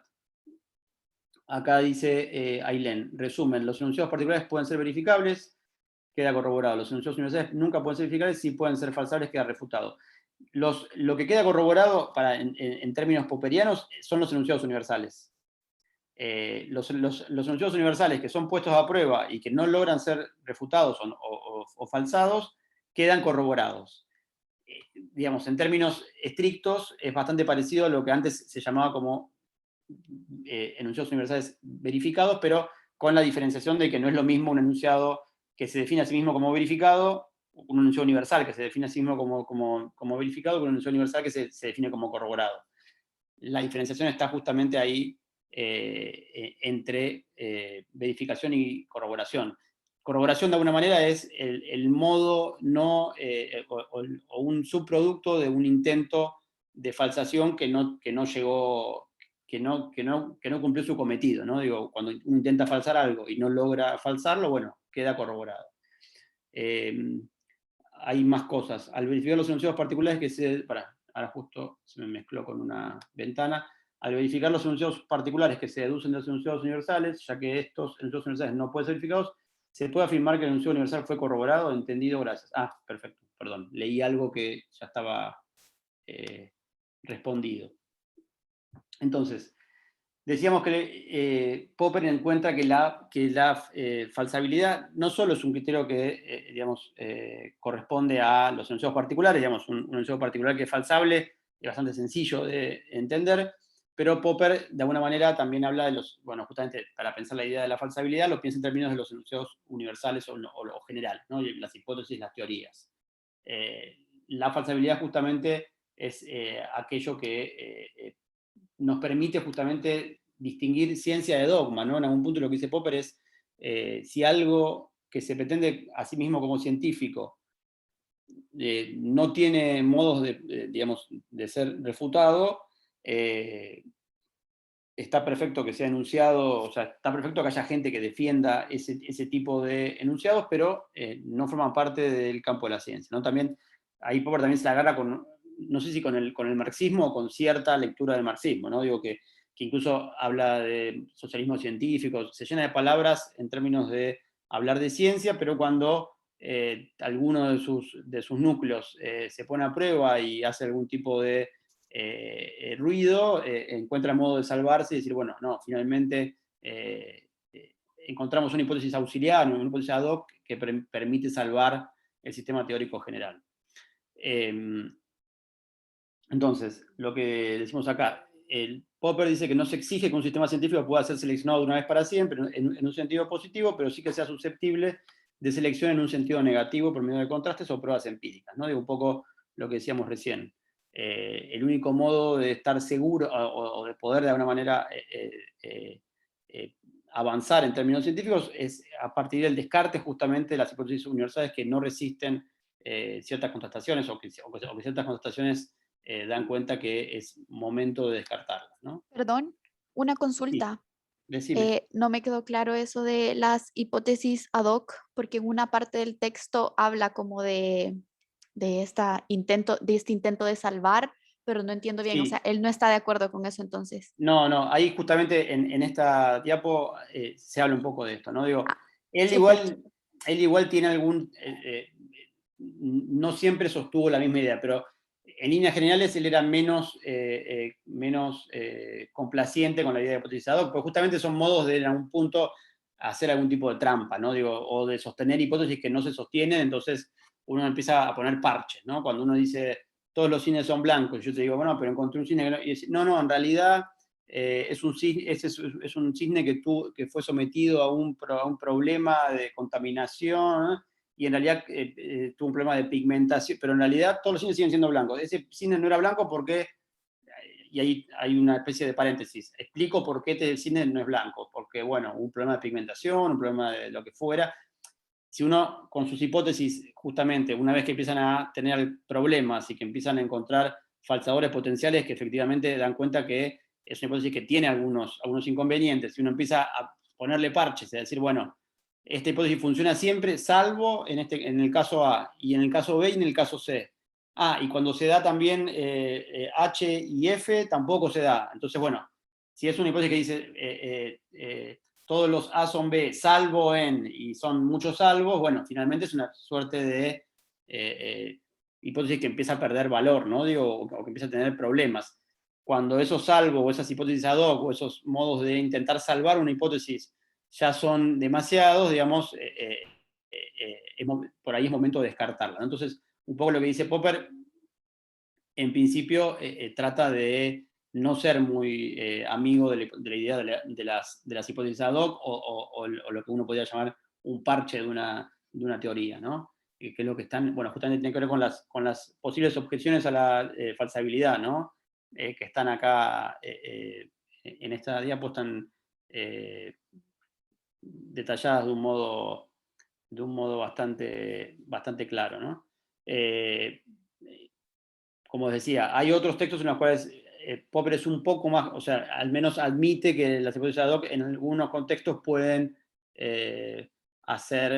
tener algún efecto benéfico, digo, pero en general el modo habitual de considerar las hipótesis ad hoc son justamente, como decía recién, parches y modos de, ustedes también supongan que en términos de la práctica de investigación, si uno tiene ciertos sistemas teóricos que han funcionado durante muchísimo tiempo, un poco después se ve también con el texto de Kuhn, ¿no? Digo, cuando se habla de anomalías y demás, digo, hay como una dificultad de, si uno ve que los sistemas teóricos en los cuales se basa todo el conocimiento en el cual uno está trabajando y empieza a tener problemas, uno no hace borrón y cuenta nueva rápidamente. Uno no es que descarta todo, tira todo y dice, no sirve nada esta hipótesis, tiramos todo y pensamos hipótesis nuevas, ¿no? Digo, generalmente hay un momento en el cual uno, si algo explicó mucho tiempo y explicó muchas cosas durante varias décadas o siglos, va a tratar el modo de salvar eso, ¿no? Digo, si algo ha funcionado bien, bueno, evidentemente debe ser que explica bastante bien y que, bueno, que hay modos de poder salvarlo.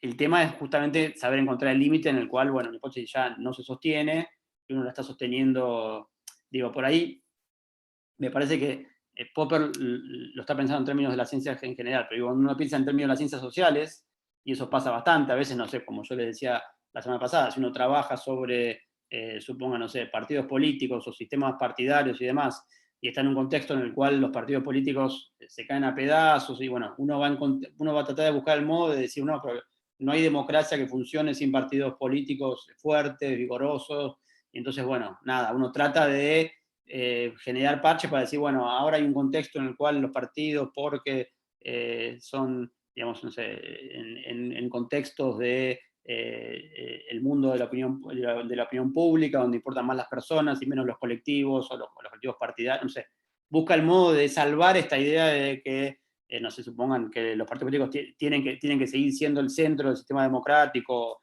en las democracias occidentales y demás.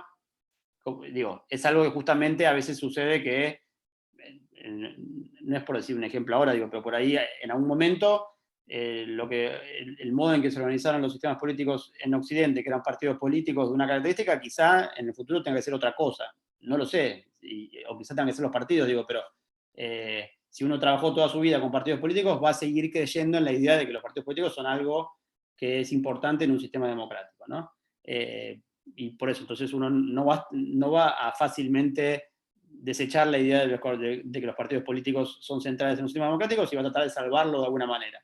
¿Se entiende esta idea de cómo digamos, funcionan las hipótesis ad hoc? Digo, muchas veces uno trata de decir, bueno, si no funcionan los partidos políticos ahora es porque hay una crisis de legitimidad o porque hechos de corrupción, otra idea por el lawfare, cada uno va a buscar el modo de decir qué es lo que afecta a que los partidos políticos tengan menor credibilidad o lo que fuera, y bueno, algunos dirán, dejemos de pensar en términos de partidos políticos, otros dirán, no, hay que fortalecerlos, bueno.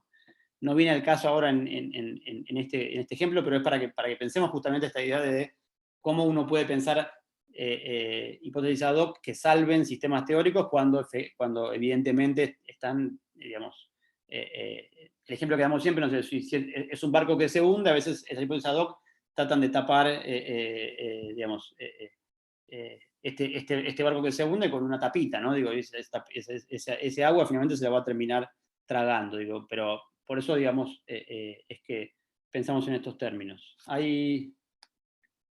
sé si hay preguntas en el chat. A ver, espérenme un segundo que entre que tengo... Ah, no, pensé que había preguntas en el chat. Bueno, ahí están, bueno, esas posibles objeciones, eso ustedes lo pueden ver. Acá tenemos la cuestión de la experiencia como método. Pasamos un poco más rápido, digamos, la cuestión del carácter sintético y demás. Ya está dicho antes, digo, en los modos de proceder, en el modo en que se procede. En el caso de la ciencia tenemos el problema de la base empírica, algo que la semana pasada adelantamos. Me parece importante que volvamos sobre esto, que un poco refiere a lo, como decíamos antes, el carácter empírico de los enunciados singulares, ¿no? El mismo Popper en el texto dice, con esto que yo les decía, que él no solo presenta ideas, sino que también presenta posibles objeciones a las ideas que él da. Él mismo dice, este problema que uno observa, que está en los enunciados universales, digo, la asimetría entre verificabilidad y falsabilidad, que es algo que venimos diciendo, uno podría decir, bueno, finalmente ese problema, en lugar de estar ahí, se pasa a los enunciados singulares. De alguna manera, en Popper, lo que termina definiendo todo son los enunciados singulares, y el modo en el cual uno puede, por ejemplo, definir que un cisne es blanco, negro, gris, verde o rojo, ¿no? Digo, si uno, entonces, el problema que estaba en los enunciados generales va a los singulares. Y él después encuentra modos de salvar esta idea, ¿no? Digo, un poco lo que dice él es que el problema de la base empírica es más bien un problema de la teoría de conocimiento, más que un problema de la práctica de investigación. Un poco lo que siempre decimos es que, para los ejemplos que damos, es que entre la experiencia perceptiva y los enunciados básicos generalmente no hay demasiado problema, o al menos no hay problema en términos de lo que hacen investigación, digo. Como siempre digo yo, nadie pone a prueba, ningún físico pone a prueba o pone en discusión conceptos centrales de su disciplina, no sé, por ejemplo, en los que hacen ciencia política o los que estudian sistemas de partidos o sistemas electorales, digamos, no se van a poner o al menos no se ponen en discusión que el modo que tienen los ciudadanos en las repúblicas democráticas contemporáneas de dirimir candidaturas y demás, es a través del voto, por ejemplo. Obviamente que podría ser de otra manera, podría ser por sorteo, o podría ser por voto electrónico, o por lo que fuera, digo, también una vez se puede poner con algún tipo de disquisición sobre tecnologías y demás, pero en principio los que trabajan en sistemas electorales no se hacen o no se hacen preguntas acerca de si es el voto el modo adecuado o el mejor modo para que los ciudadanos y las ciudadanas emitan o, digamos, elijan a sus representantes en los distintos espacios donde tienen que, digamos, gobernar, ¿no? Ya sea legislaturas, intendencias, Congreso, etcétera, etcétera, o, bueno, cargos unipersonales, presidencia, gobernaciones, intendencias y demás. Entonces, esto es la relación entre enunciados, como decíamos antes, la relación entre experiencias perceptivas y enunciados básicos generalmente no está puesta en discusión y no está puesta, y no es un tema que sea central en la práctica de investigación. Sí es un problema de la teoría del conocimiento, como dice Popper, un poco lo que decíamos en la última clase, la relación entre lenguaje y mundo, digamos, aparece como una relación especular de alguna manera, ¿no? Digo, a la manera de espejo. A nadie se le ocurre ponerse a discutir en qué medida la definición de hay acá un pizarrón verde, que es lo que siempre digo en clase, y el pizarrón, y aquello que está ahí, aquello que representa eso que estoy enunciando, digamos, esa relación entre el enunciado y la realidad sensible, de alguna manera, creo que Popper incluso utiliza esas palabras, dice realidad sensible, no aparece como algo problemático, ¿no? Digo, si nos ponemos a discutir en qué si el pizarrón verde que está atrás mío, que en general o solía haber un pizarrón verde cuando yo daba clases en la facultad, a veces son negros los pizarrones, pero bueno, el ejemplo siempre es con el pizarrón verde, que no suele fallar. Entonces uno podría decir, eso es un pizarrón verde, o el enunciado, hay un pizarrón verde, es verdadero porque hay algo que tiene ese pedazo de madera, en algunos casos ni siquiera de madera, pero bueno, ese material que está frente a nosotros, que se nos impone, y que no nos permite que lo llamemos de otra manera que pizarrón verde, o hay ahí un pizarrón verde, no es otra cosa que un acuerdo entre los que estamos acá y entre los distintos humanos que integramos este mundo para llamarlo de esa manera, ¿no? Entonces, obviamente hay toda una especie de discusiones en términos filosóficos. Acá es la parte en la cual empezamos a volar en otros campos, pero bueno, es una pregunta que uno podría hacer. De hecho, a veces en términos de ejercicio filosófico se dice, si cae un árbol en el medio del bosque, ese árbol hizo ruido o no hizo ruido, ¿no? En discusiones uno dice, bueno, hizo ruido. Los que son más objetivistas van a decir, hizo ruido. Por más que no lo escuchó nadie, ese árbol hizo ruido y cayó y bueno, rompió lo que rompió. Los más convencionalistas dirán, no, si nadie lo escuchó y nadie lo pudo ver, no podemos afirmar que ese árbol hizo ruido y que ese árbol rompió algo, ¿no?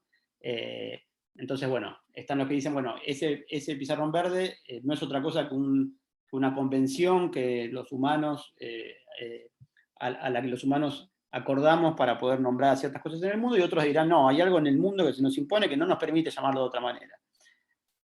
Popper en esa discusión está más cerca de los que piensan en términos de la objetividad del mundo que se nos impone, ¿no? Digo, no nos pongamos a discutir demasiado sobre las teorías sobre el pizarrón verde. La verdad que todos le vamos a decir pizarrón verde y no nos vamos a hacer demasiado problema por ello. Debe haber algo en ese pizarrón verde que se nos impone que no nos permite llamarlo de otra manera. Pero no es un pizarrón verde porque haya algún tipo de acuerdo entre investigadores o entre miembros de las comunidades sociales o humanos del mundo, digamos. Y de hecho hasta uno podría decir, si viene una persona que nunca en su vida vio un pizarrón verde, seguramente no lo llame pizarrón verde, pensará es una pared o lo que fuera, ¿no? O un pedazo de pared con algún tipo digamos, todos los que ven un pizarrón verde son los que en alguna medida pasaron por una experiencia escolar en algún lugar, y aparte una experiencia escolar que incluía pizarrón en alguna medida. Es verdad que en general en casi todas las experiencias escolares el pizarrón está presente, pero bueno, nada, no nos pongamos ahora en esa discusión filosófica, pero justamente es pensar la relación entre los enunciados que hablan sobre el mundo y el mundo sensible o las experiencias perceptivas que tenemos sobre ese mundo, ¿no? Como se imaginarán, y de hecho en el texto Popper no hace demasiado hincapié, nos manda y dice, bueno, vamos a leerlo más adelante en el apartado 25 a 30, allí habla del trilema de Freyes y de otras cuestiones que son muy interesantes, pero como decíamos, Popper es más proclive a pensar justamente esta idea de que hay algo en realidad que se nos impone, que no nos permite que llamemos esas cosas de otra manera, y en algún punto, justamente estos enunciados básicos de la base empírica suponen justamente falsadores potenciales de las teorías, ¿no? Cuando pensamos en términos de la base empírica, estamos pensando justamente en todos los enunciados singulares, o los enunciados observacionales, todo lo que podemos observar, o lo que podemos de alguna manera definir de un modo más o menos categórico, que es verdadero o falso, que estarán en condiciones de refutar las hipótesis que estoy poniendo a prueba. Si yo digo todos los cisnes son blancos, hay una serie de enunciados, por ejemplo, hay en tal lugar un cisne que no es blanco, que estaría en condiciones de falsar potencialmente la teoría que yo estoy postulando, ¿no? Y también Popper acá también se genera algún tipo de problema cuando piensa en lo que él llama la carga teórica de los enunciados básicos, ¿no? Y el problema que supone la carga teórica de estos enunciados básicos. ¿Por qué supone algún problema? Porque, bueno, un poco lo que dice Popper es que hasta el enunciado más singular, particular que uno puede pensar, no sé, el ejemplo que siempre damos es, agarro un vaso de agua y digo, hay acá un vaso de agua, que uno podría decir, bueno, no hay mucha teoría incorporada, o digamos, anexada a la idea del enunciado hay acá un vaso de agua. Y uno podría decir, sí, hay teoría. ¿Por qué? Porque hay propiedades que tiene el agua, si yo tuviera sed, seguramente ese vaso ayudaría bastante a que yo pueda saciar esa sed. Si yo tuviera sed y ese vaso que parece agua fuera vodka, bueno, por ahí me daría otro tipo de, o alguna otra bebida, digamos, alcohólica, o si fuera alcohol, por ejemplo, alcohol puro, bueno, me generaría algún otro tipo de cuestión que no podía saciar la sed. Entonces, cada enunciado, si se me prende fuego algo acá en mi cocina y le tiro agua, solamente lo puedo apagar. Si le tiro ron, si le tiro vodka o lo que fuera, pasaría todo lo contrario. Bueno, justamente, hasta enunciado más sencillo como hay ahí un vaso de agua, supone una carga teórica, supone ciertas asociaciones sobre características del agua, características, bueno, además está en un vaso que tiene algunas características, porque si el material de ese vaso fuera papel, seguramente ese agua se filtraría, ¿no? Entonces, para que sea un vaso tiene que ser de un material que no sea permeable, por ejemplo, ¿no? Digo, algún tipo hay una serie de cuestiones asociadas a las teorías sobre qué recipiente está en condiciones de tener agua sin que ese agua se vaya, se evapore, se vaya por los costados, lo que fuera, qué características tiene el agua. Bueno, hay un montón de teorías asociadas a ese enunciado básico, o a ese enunciado que parece como lo más particular y lo más sencillo del mundo.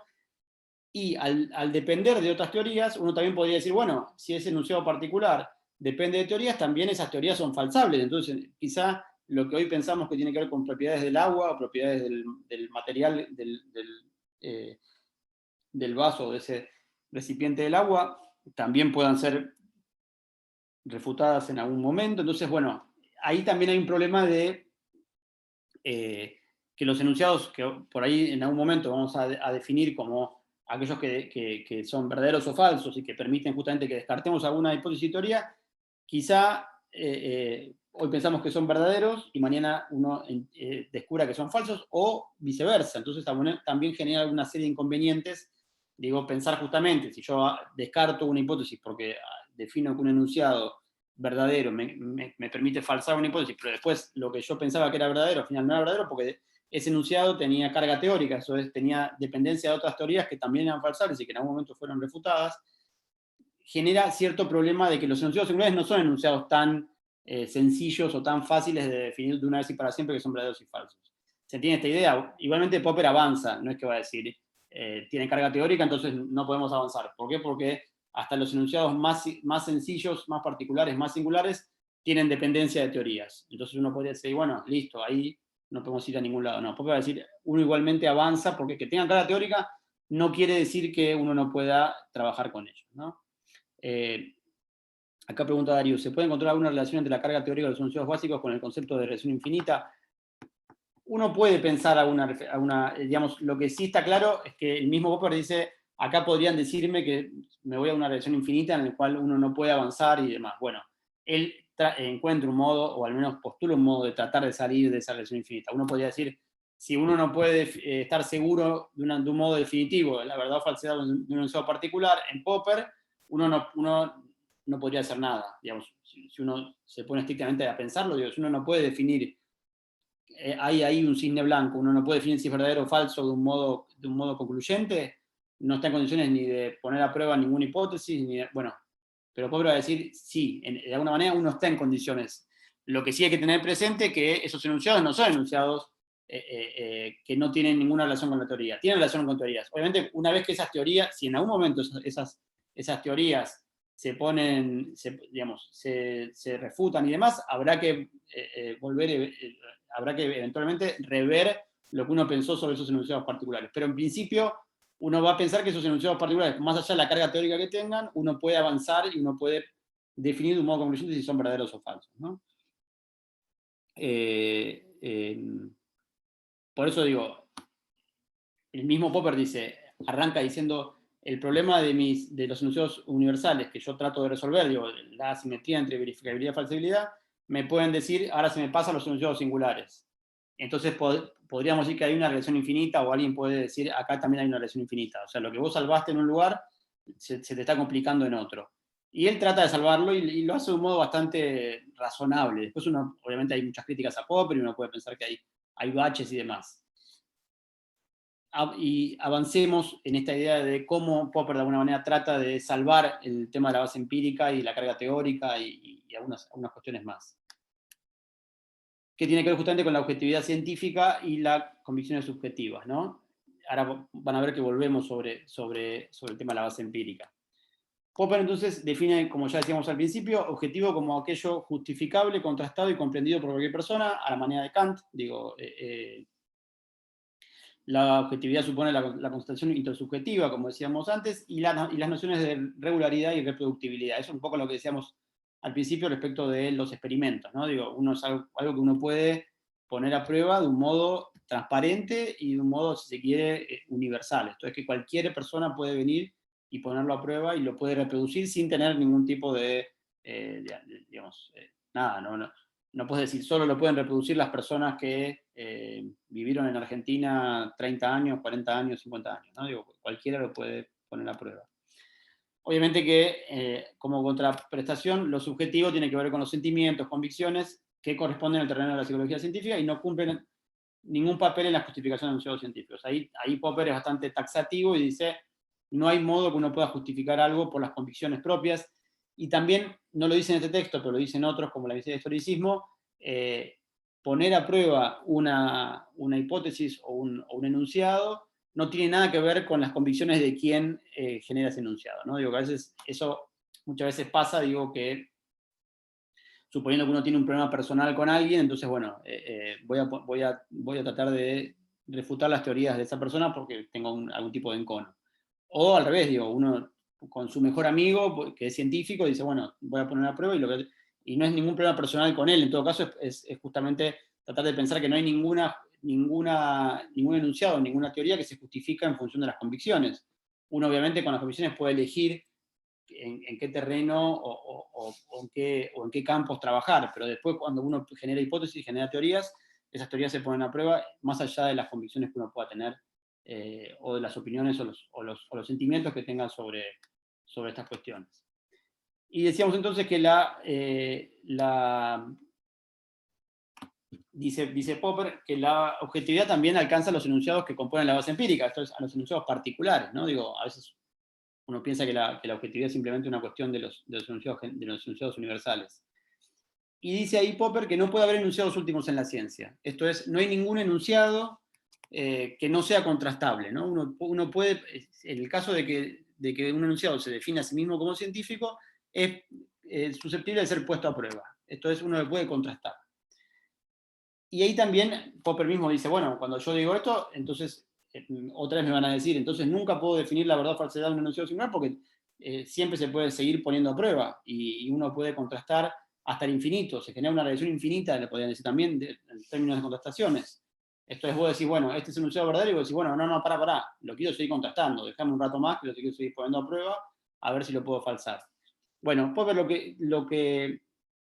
el modo que encuentra para defenderse o para defender esta idea es que muchas veces, digamos, esta contrastación en términos de la práctica científica no se da, digo, como muchas veces decíamos, no sé, en términos de lo que es el estado del arte de una disciplina científica, la gente no se pone a discutir todos los conceptos, y a poner a prueba todos los conceptos, y a poner a prueba todas las observaciones, todas las mediciones y demás. En todo caso, uno puede poner en discusión o puede poner a prueba alguna en particular que le define algún tipo de, o que tiene un carácter específico en la validación de alguna hipótesis en particular. Entonces dice Popper que en alguna medida, digamos, en lo que tiene que ver con la práctica de investigación, llega un punto en el cual uno se detiene, uno frena, uno deja de contrastar, no está contrastando todo el tiempo todos los enunciados. Y lo que dice Popper ahí es que la exigencia de contrastabilidad de los enunciados científicos debe entenderse no en un sentido de necesidad, sino de susceptibilidad. Esta idea de todos los enunciados son susceptibles de ser contrastados. No hace falta que los contrastes. No es que tenés que estar poniéndolos a prueba todo el tiempo sin parar. Lo que sí uno puede decir es que en el hipotético caso de que uno quiera poner a prueba un enunciado, hasta un enunciado, el ejemplo más o menos pavo que digo yo es, a nadie se le ocurre poner en discusión la existencia del hierro, del oxígeno, no sé, de cualquiera de los elementos de la tabla periódica que uno puede pensar, que existen y que, bueno, que son medibles, son, digamos, posibles de ser observados de alguna manera. Pero, sin embargo, que nadie lo haga no quiere decir que no lo pueda poner a prueba, que no sean susceptibles de ser contestados. Alguno podría decir, bueno, para mí el oxígeno no existe porque A, B y C. Bueno, a ver, ponelo a prueba y fíjate si lo puedes contrastar. En general lo que sucede es que hay un montón de cuestiones del estado del arte, de las distintas disciplinas, que no se ponen a prueba, digamos, que están dadas como válidas, ¿no? Que muchas veces eso es lo que se entiende como la base empírica, ¿no? Digo, la base empírica son una serie de conocimientos aceptados y considerados como válidos. Lo que es interesante en Popper es justamente hablar, primero, del carácter, digamos, de la carga teórica de muchos enunciados o de todos los enunciados de la base empírica, de que no hay enunciados últimos en la ciencia, que incluso los enunciados de la base empírica también son contrastables, y que la contrastación hay que pensar en términos de susceptibilidad y no de, efectivamente, necesidad de contrastar, ¿no? Digo, un poco después, cuando avancemos en otros autores, hay cierta analogía con la idea de sentido común, ¿no? El sentido común es justamente algo que tiene que ver con algo que no es puesto en discusión y demás, y es aceptado como válido, pero que sí es algo cuestionable, digo, en principio es el modo en el cual muchas veces nos permite entendernos con los demás y poder llevar a cabo nuestras vidas, pero, digamos, es algo tan susceptible de ser criticado como cualquier otro tipo de creencia en el mundo social y natural, ¿no? Así que, bueno, ese es el modo en el cual Popper trata de salvarse de esa crítica, ¿no? Digo, en términos de la susceptibilidad de la contrastación. Entonces, científico es aquello que es susceptible de ser puesto a prueba, ¿no? Y también susceptible, cuando hablamos de contrastabilidad y de puesta a prueba, es también de descartarlo, ¿no? Digo, es justamente la idea general que atraviesa el texto, que es la idea de la refutabilidad. Así que, siendo las 20:59, si no hay más preguntas, obviamente pueden seguir haciendo preguntas. Vamos a hacer una cosa, vamos a dejar de compartir, porque ustedes ya me dieron un montón de tiempo. Así que no sé si quieren hacer preguntas sobre esto o sobre otras cuestiones. Y a los que son de mi comisión el jueves, seguramente los vea un ratito a las 5 para alguna serie de preguntas. Ya les di demasiado Popper, podría decir uno. Pero bueno, siempre puede haber dudas, consultas. Así que si no hay más consultas, que entiendo que no hay más, al menos hasta ahora, y nadie quiere hacer una consulta a viva voz, vamos a terminar con la clase de hoy. Vamos a ir a alimentarnos, a cuidarnos. Está brava la cosa, al menos lo que pude observar antes de meterme en esto, que había más de 20.000 casos en el país, 10.000 en la provincia de Buenos Aires, creo que la mayoría del conurbano. Así que, bueno, sigamos cuidándonos. Estas clases en principio van a continuar, no hay razones para interrumpirlas. Así que bueno, éxitos el próximo jueves o martes para los que vayan a rendir el martes. Traten de ir a rendir el jueves, ¿no? Digo, en principio la mayoría de ustedes, porque son, si no me equivoco, son del turno tarde. Así que bueno, nos vemos pronto. Yo después vuelvo, bueno, fíjense en el cronograma, los que no son de mi comisión nos vamos a volver a ver, creo que voy a dar Hollis dentro de algunas semanas. Y bueno, y los de mi comisión nos vemos el jueves a las 5, aunque sea un rato a tertuliar un poco sobre Popper y otros autores. Así que bueno, traten de cuidarse y éxitos. Así que bueno, saludos. Gracias, nos profe. vemos. Nos vemos.